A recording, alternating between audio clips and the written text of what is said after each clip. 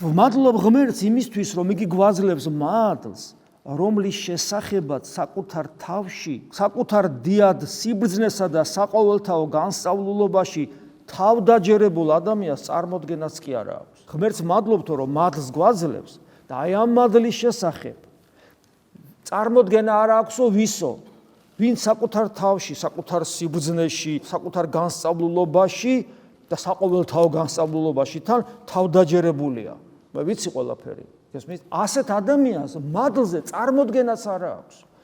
მიზეზი რა არის? განათლების, სწავლის, აკადემიურობის არა. აკადემიურობისა და ინტელექტუალური განათლების გამო თავდაჯერებულობაშია მიზეზი. ანუ აქ ხედავთ ძალიან კარგად ჩანს, რომ კიდევ ვიმეორებ, გრიგო პალამა უგანათლებულესი ადამიანი იყო.